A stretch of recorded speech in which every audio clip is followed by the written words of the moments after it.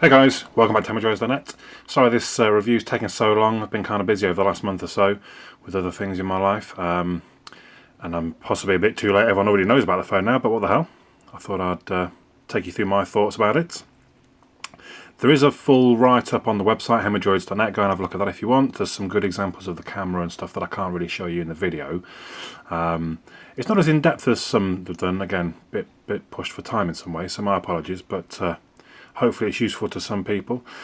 So the S3, very popular already, as you already know. It's been out about a month, and there were 9 million pre-orders before the phone even was released. To give some sort of relevance, some yardsticks to measure that by, the S1 in 2 years has sold about 24 million. The S2 in the year that it was out sold 28 million, which is pretty good going for an Android device. The iPhone sells around about 35 million in the last quarter, so still ahead of these devices by quite a way, to be fair. But that is the only device Apple have. When you think the competition that Samsung have, to have done 9 million pre-orders, and from what I understand they'll have reached 10 million by the end of, well, by now basically, is pretty impressive. So why is it so popular? I guess part of it's built on reputation. So the S1 was a great device, had a few bugs. The S2 quashed most of those bugs and was an amazing phone. And I think it's kind of built from that. Samsung have sunk a fair bit of money into their advertising and the promotions. They did the whole sort of unveiling on the internet thing. That was very popular. I watched a bit of that myself. I know a fair few people watched that. That built up some more anticipation for the device. So let's take a look around it. For those of you that saw my S2 unboxing, my reaction was quite extreme in some ways. It was a pretty jaw-dropping device, and the S3 I wouldn't suggest is quite as jaw-dropping. It's not quite as amazing when you first feel it. The S2 was amazingly thin and light. The S3 is still light. It's 133 grams or 136. And only about 9mm thick. It's only about a centimetre longer than the S2, but it fits in that 4.8-inch screen due to the amazingly thin bezel around the outside. You know, that's better than pretty any phone I remember. So it's more of a subtle design really, but I think it works. I think it adds style. I mean, you might argue the sort of white look adds to that as well. That it's just kind of a stylish design. A lot of people prefer the blue. Some people say the blue looks cheap. I've had a bit of a look, and I prefer the white. The white, unfortunately, with the S3 is the common colour. The blue is the harder to get hold of. But I personally think they made some good progress from the S2 design. The S2 was quite square and blocky, and they've rounded edges off on the S3. All the way around. It makes it nice and comfortable to hold, including the corners sort of thing, instead of being angular. It's kind of a cross between the S2 and the Nexus in some ways. I almost miss the lip. This is a very flat back. I almost miss having the little lip. The way for me it was sort of, it sat nicely in the hand. It meant when you put your hand in your pocket you could easily tell which hand you'd put it in, stuff like that. Anyway, the buttons are very flush to the device. So you see the power button there, but you'll never have any problems finding them. They're still very sort of responsive, and they're in just the right place as well. You know, that's right there on your thumb, and the volume's easily adjusted depending on which hand you're in. They're both easily. There's none of this messing around trying to get to the top like you have with some of the top end devices at the moment. I like the symmetry on the back, so the camera with the speaker and the flash either side. The only thing I was surprised I didn't like, but I've not really, it's not a big issue, the headphone jack at the top. I got quite used to Samsung putting it in the bottom. You know, when you put my phone into the pocket, generally it goes in head first, and it's good just having the speaker coming out. The headphone cable coming out. But, I mean, I think this is one of the nice things, just the design of the device, very nice, very stylish, very sleek. All round top notch. Okay, I'm going to go ahead and boot it on up now so that we can get a good look at the screen. There's our first glimpse of it, if the camera will focus. There we go.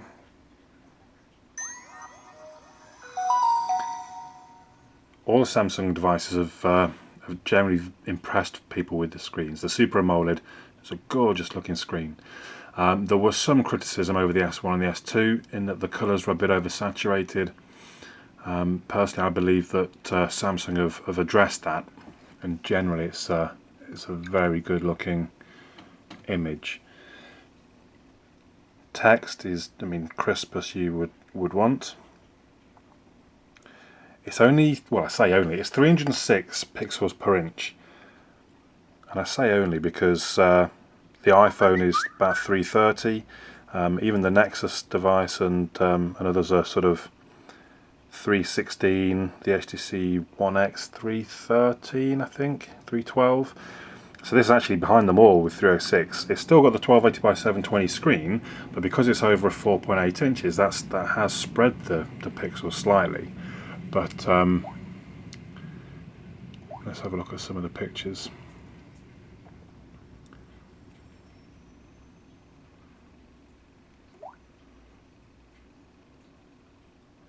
But you'll see the colours.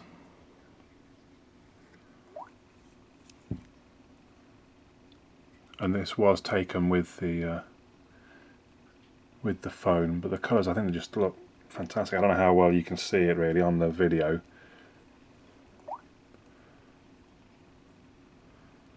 That's not taken with the phone, but the screen is fantastic.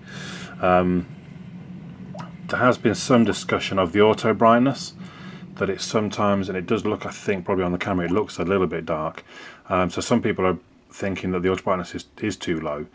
If you don't mind routing, there are various fixes that will increase that slightly, or obviously you can turn auto brightness off and use a widget to scroll through. So that's a bit of a negative. I can't say it's ever really been an issue, but there are times when you think this could do with being a little bit brighter. When you do crank it up to full brightness, it's pretty, it's very visible in the daylight for sure.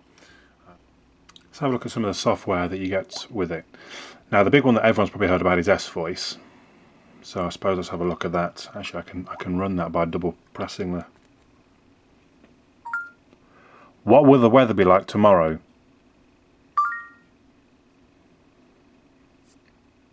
The forecast for tomorrow is occasional rain and drizzle.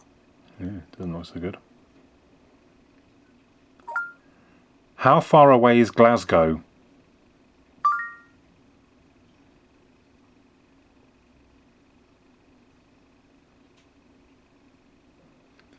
So the speech recognition so far, pretty good. 336.2 miles. Start a countdown timer for 5 minutes. Set timer for 5 minutes. Say start. Cancel or speak time again. Cancel. Cancel. Okay, cancelled. Cancel timer Sunday. So yeah, I mean it's okay. When I've tried to do a longer. Send note to self. Upload S3. What? What would you like to write? Upload video to YouTube of Galaxy S3 in action.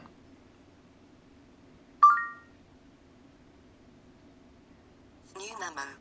Upload video to YouTube of Galaxy S3 in action. Say save memo. So that's actually that's worked really well. Cancel. Okay, cancelled. When I've done that in the past, it got it totally wrong. So it's given a good account of itself there. So I mean, there are uses. The one times I have actually used S-Voice is just been to start a timer rather than go and find the clock, set the timer. I've been able to just boom boom, set timer for 3 minutes. The same thing you could set alarm for 6:15 tomorrow morning. All right, this is your alarm for 18:15.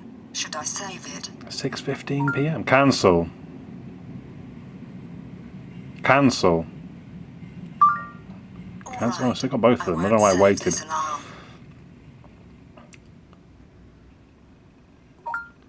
Show me a picture of the Eiffel Tower. See, I like the ones where you kind of. Search a picture of the Eiffel Tower. Oh, okay. did quite well. There are other assistants where they've not really dealt with the whole show me a something or other. So it's not bad. It would have been better if you'd opened it in the actual image search, or if it just, ideally you just want a picture being put there. So S-Voice, yeah, it's a bit gimmicky. It has a few uses. I'm not such a big fan of the other things like S-Planner, which is basically, I mean, it's all right. It's quite nice. It looks quite pretty. Whoa. Oh yeah, I think scrolling up and down changes. Does it? No. Left and right, perhaps. No.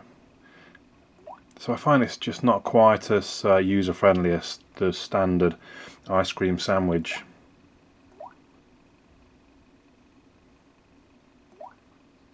Calendar. S-Suggest, really? I think it's going to suggest apps and things to me. Yeah, alright, whatever. No, I think we'll leave you alone. S-Memos, not bad, just drawing all that. Samsung apps. So it's all the reasonably usual stuff. To be honest, I won't go through all of that. We could be here all day. I'll leave you to have a quick scout through YouTube if you want to find some other videos on some of the software. The camera has the things like I've never really used it, but the I think you're burst shot, and somewhere there's this select best. Let's see, I'm not even sure where it is. The select best, oh there we go, best photo, on, off. So you hit it, it takes a series of pictures, you pick out which one the best one is, it keeps that. It takes 8, I believe, look, that's why it says 8 down the corner there. I mean, while we're on the camera though, it is a very good camera. 8 megapixel, a bit of a squarer resolution than the HTC One X, which in some ways I prefer the letterbox style photo, if that makes sense. Some strange kind of crack looking things coming off from where it says Samsung while we're there. Anyway.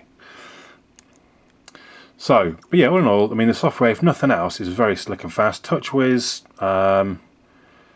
it's quite nice in some ways. Scroll through your different locations for weather. It all slides in and out very nicely.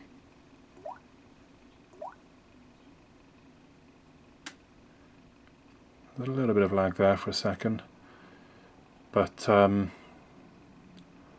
in all, whoa, come back. All in all, it is very slick, as you would expect.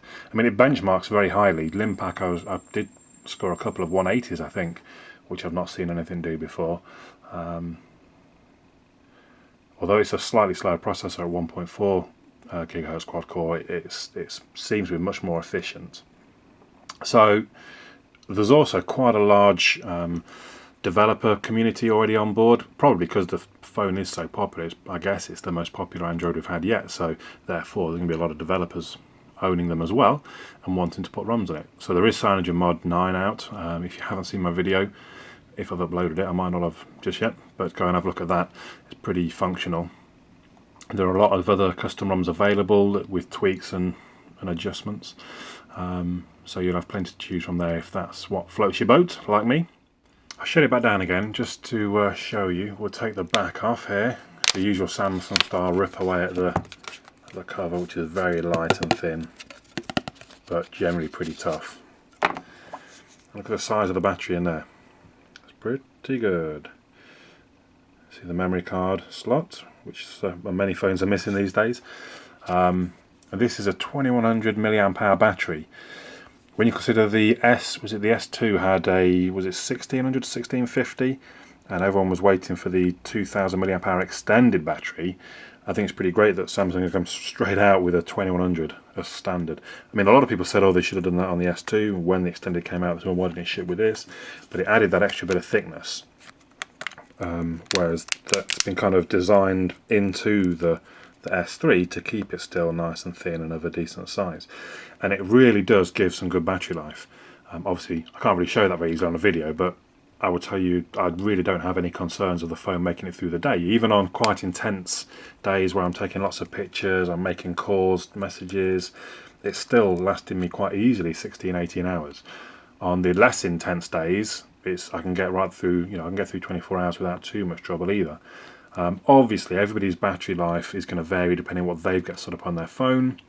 Some people have a lot of intensive stuff installed and it is going to burn through the battery more, but generally the same settings on this phone to other top-end phones, the S3 is going to have a better battery life. This is a fantastic device.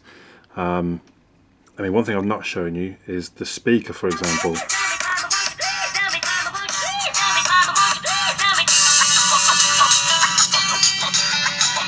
That's one of the loudest speakers I've heard on a device, I think. Podcasts, I have to turn them down in the morning when I wake up and I'm getting ready. It's sometimes too loud. I'm worried that other people are going to be woken up by it. So, you know, I've never had a phone really that I've had to do that. It's almost comparable to one of those kind of cheap plug-in or Bluetooth speakers you might have sitting around on a shelf somewhere. It really is that loud. The design of the device, it is a beautiful phone. There's no denying it. The camera is amazing. Is it better than the One X? We kind of think it is from our testing. There's not a great deal between them. I mean, like I said, all in all, it is just a fantastic camera. How fast and smooth the OS, whichever ROM you might be running. The battery life is fantastic. You know, I struggle to find a weak point of the phone, really. It's that good. It's one of the first phones, I think, where you can't pick out something that's you know, you would be looking for that's better in a different device. It really is that good. For me, without doubt, this is now the king of the hill when it comes to the Android devices. If someone's looking for an Android and, you know, their bill is £30+ a month, this is the device to get. There's no doubt in my mind.